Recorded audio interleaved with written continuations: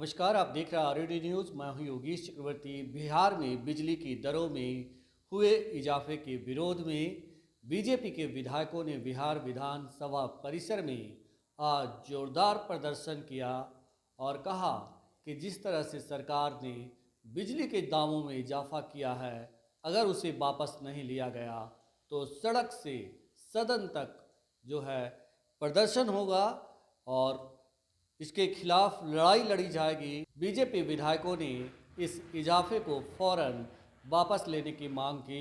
सुनिए बीजेपी के विधायकों ने बिजली दरों में बढ़ोतरी को लेकर क्या कुछ कहा। देखिए, बिहार सरकार जो है 25% से ज्यादा लगभग बिजली का बिल बढ़ा दिया, जो गांव गरीब किसान के लिए सबसे बड़ा घातक है। और सबसे बड़ी बात है कि जो सरकार बिजली खर्च करती है और सरकार के ऊपर जो बिजली का बिल बकाया है, जो विभिन्न ऑफिसों में बिजली का बिल बकाया है, उसका भुगतान नहीं हो रहा है।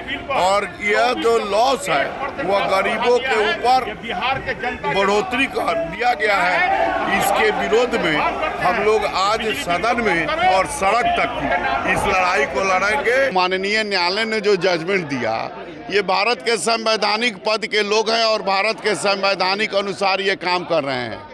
अब इसको ये लोग अनर्गल राह पर लाग रहे हैं। जमानत लेने गड़ी कर जोड़कर खड़ा होते हैं कि ये हजूर हमको जमानत दिया जाए।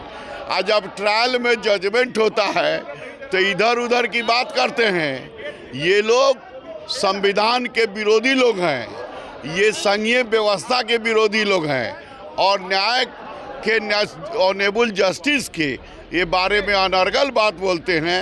ये जनता देख रही है और आने वाले 24 में उन्हें सबक सिखाने का काम करेगी। ये सब जनता आप लोग भी विरोध जता रहे हैं, आप लोग का क्या मांग है? हम लोग का विरोध का मुख्य मांग है, जो बिजली पर जो बढ़ोतरी हुआ है लगभग 25%, इसे वापस ले। इसके कारण गांव गरीब किसान, जो बिहार का जो गरीब राज्य है, इसके गांव गरीब किसान के ऊपर अनर्गल ये जो है बढ़ोतरी आएगा। इसको सदन से सड़क तक इस लड़ाई को हम लोग लड़ेंगे और बढ़ोतरी का जो दर है इसे वापस ले सरकार, और नहीं तो सरकार की लड़ाई सरकार को। कांग्रेस के लोग प्रदर्शन कर रहे हैं, लेकिन उसमें जदयू के लोग नहीं, आरजेडी के लोग हैं, जदयू के लोग उसमें। अरे भाई मेरे, ये लोग समझ नहीं रहे हैं। मैं सत्याग्रह के चंपारण मोतिहारी का विधायक हूँ। महात्मा गांधी जब गए थे चंपारण में, नीलों के खिलाफ लड़ाई लड़े थे, तो गांधी जी ने कहा था कि हम मुचलका नहीं भरेंगे, और लड़ाई लड़ा और बिना मुचलका का गांधी जी ने संघर्ष किया और अंग्रेज को गांधी जी को छोड़ना पड़ा। अगर ये राहुल गांधी उसी गांधी के सपने को साकार करना चाहते थे, ये महागठबंधन के लोग, तो क्यों नहीं न्यायालय में खड़ा होकर जमानत लेने के बजाय गांधी के तरह संघर्ष करते। तो न्यायालय में खड़ा होकर जमानत ले लेते हैं, और जब ट्रायल फेस होकर जजमेंट होता है तो अनर्गल माननीय न्यायालय के ऊपर बात करते हैं। ये जदयू के लोग हैं नहीं तो कुछ ना कुछ तो बात है आप लोग के। फिर बात समझिए, जदयू के लोग संविधान को समझ रहे हैं, ये संविधान नहीं समझने वाले लोग इधर उधर कर रहे हैं।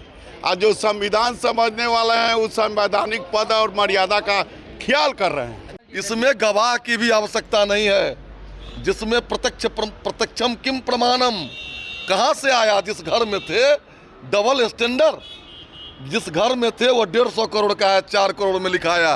कैसे लिखाया? कहाँ से आया 140 प्लॉट? कहाँ से आया 30 फ्लैट? कहाँ से आया 6 मकान? ये तो देना होगा बाबू।